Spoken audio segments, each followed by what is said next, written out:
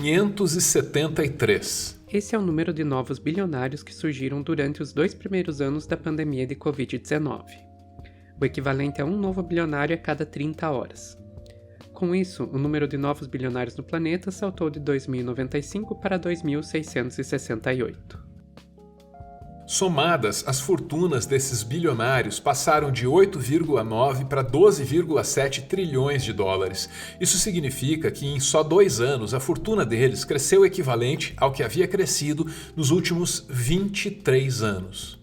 Ao mesmo tempo, a renda de 99% da humanidade caiu.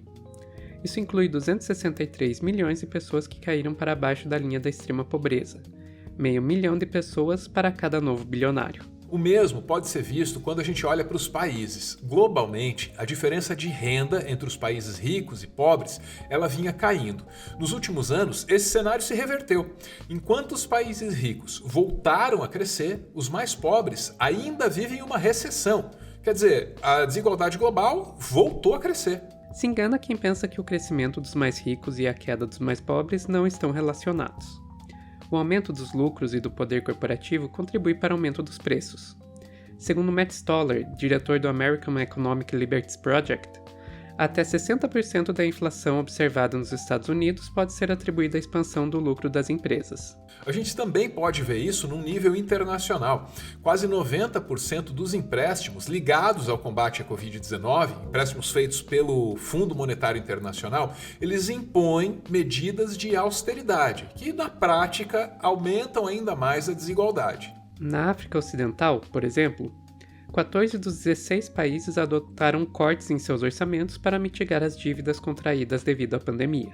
As causas do aumento da desigualdade não podem ser associadas só à pandemia, também não é assim. Outros eventos, como a guerra na Ucrânia e fatores internos de cada país, também contribuem para essa crise. Mas afinal, quem são essas pessoas que transformaram a maior crise do século em uma fonte de lucro?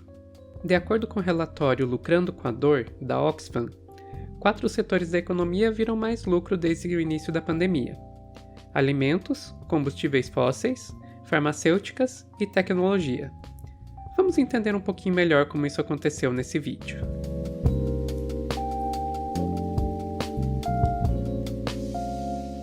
Um dos setores que mais lucrou nos últimos anos foi o de produção e distribuição de alimentos. 62 dos 573 novos bilionários fazem parte desse grupo aí.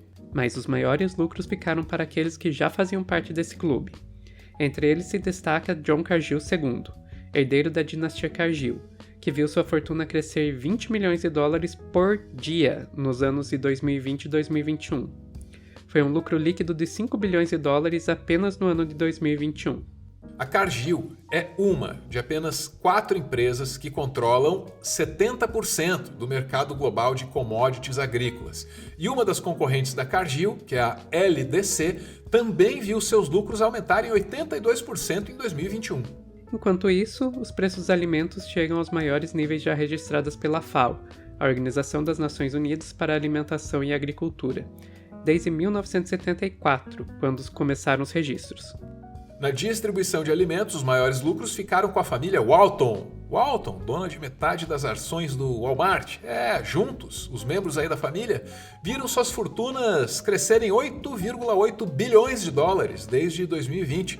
É o equivalente a 503 mil dólares a cada hora. Esse lucro pode ser contrastado com o fato de que, no mesmo período, quase 15 mil trabalhadores da rede Walmart eram beneficiários do SNAP, Programa de Combate à Fome do governo estadunidense para pessoas que vivem próximo ou abaixo da linha da pobreza. No Brasil, a JBS teve lucro líquido recorde, 20 bilhões e meio de reais no ano de 2021. Aí, enquanto isso, 33 milhões de pessoas passam fome no nosso país.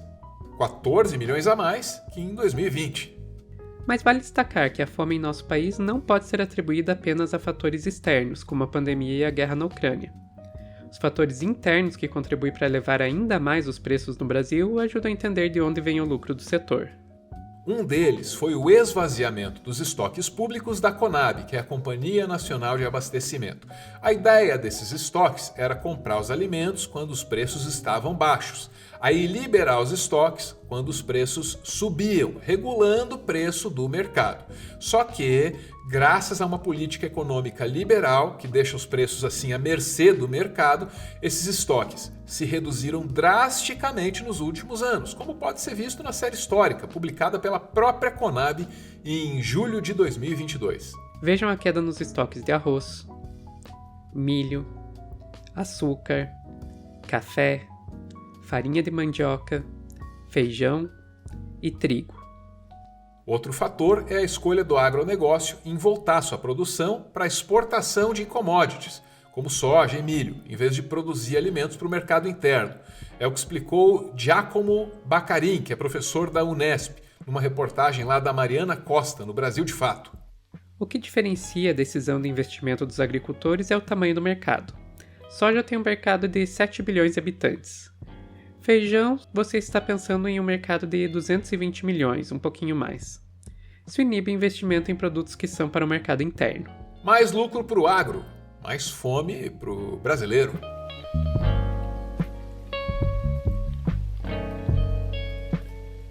Nos últimos 12 meses, o preço do petróleo aumentou em 53% e do gás em 148%.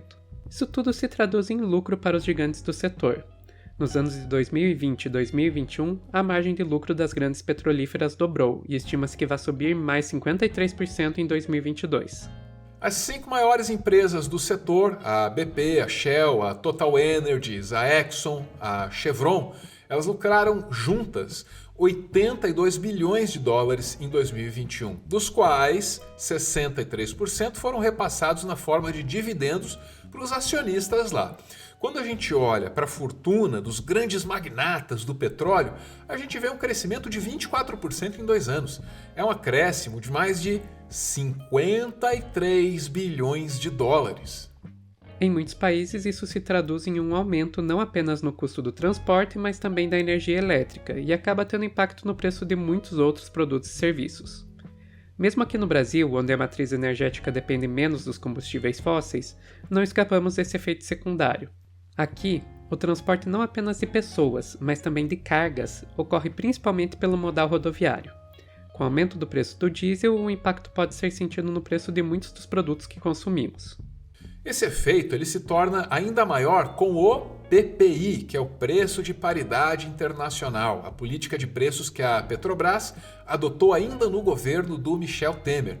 Isso inclui os custos de importação, mesmo nos derivados de petróleo que são produzidos e comercializados dentro do país. Quem ganha com o PPI são os acionistas da Petrobras. E desses acionistas aí, 44% são investidores privados estrangeiros. E só 18% são investidores privados que estão aqui no Brasil. É importante lembrar que, além do alto preço do transporte e da energia, esse lucro também depende da destruição do meio ambiente. Os efeitos da crise climática também recaem principalmente sobre os mais pobres. Nós já temos um vídeo sobre isso aqui no Meteoro e você pode ver depois esse aqui, mas só se você quiser.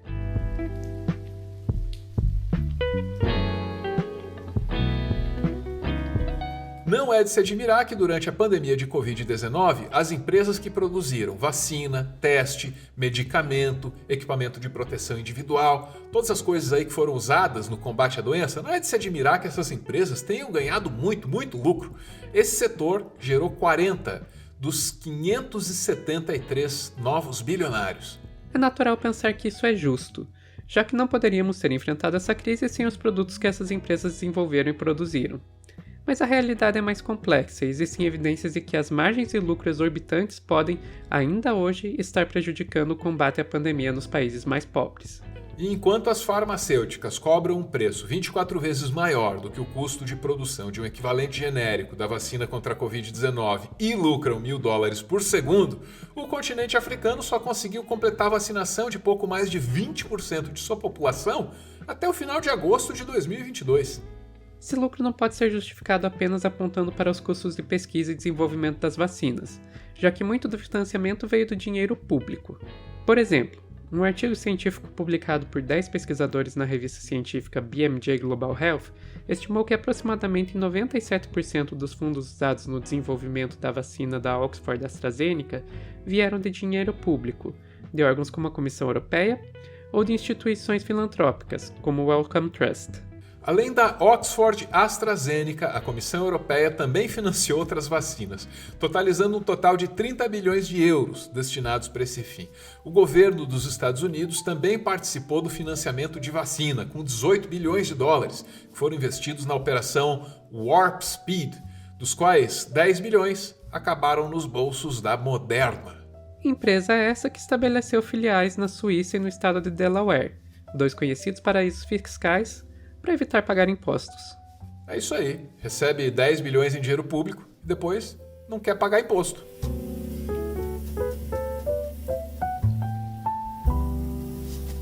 No setor tecnológico, 5 empresas registraram juntas 271 bilhões de dólares em lucro no ano de 2021. Isso é um aumento de 94% em relação a 2019, quase o dobro. Essas empresas são Apple, Microsoft, Tesla, Amazon e Alphabet, a holding da qual faz parte a Google. Dentre elas, a empresa mais lucrativa foi a Amazon. Os lucros da Amazon triplicaram em relação a 2019. O patrimônio do fundador, o Jeff Bezos, aumentou em 45 bilhões de dólares desde 2020. Enquanto isso, a empresa chegou a ser processada pelo estado de Nova York, isso em fevereiro de 2021, porque não estava cumprindo os protocolos de segurança para manter a saúde dos trabalhadores no meio da pandemia.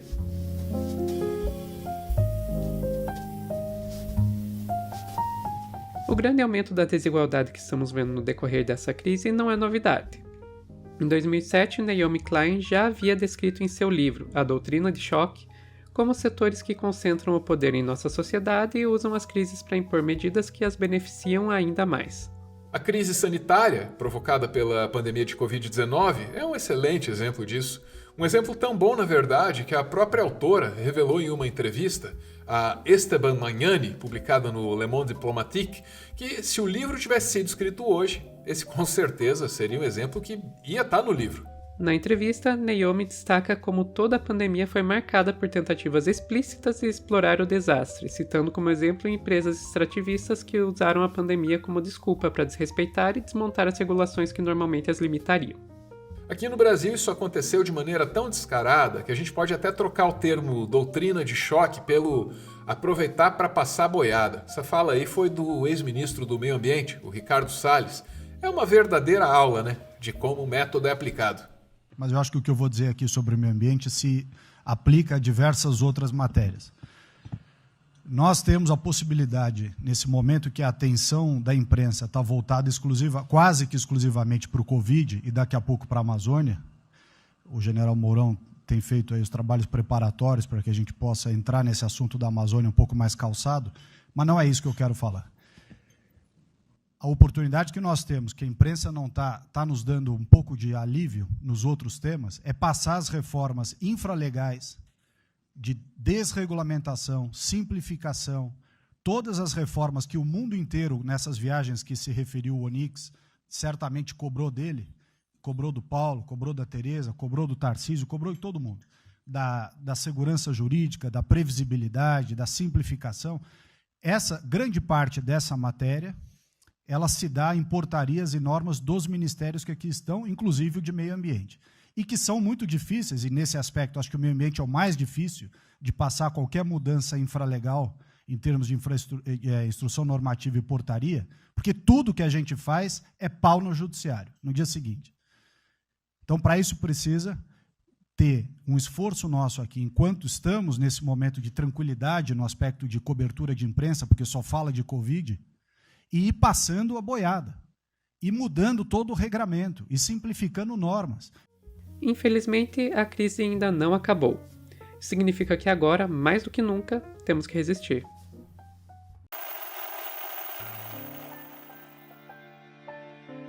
O Meteoro é mantido graças a uma campanha de financiamento coletivo. Quem participa aparece aqui no finalzinho para receber o nosso agradecimento. Hoje, a gente vê o Ivan, que manda uma mensagem para a esposa Mariane. Mariane, estou muito feliz nessa nova fase da nossa vida. Te amo infinito e te desejo um feliz aniversário. Do seu marido, Ivan. Valeu, gente! Beijo!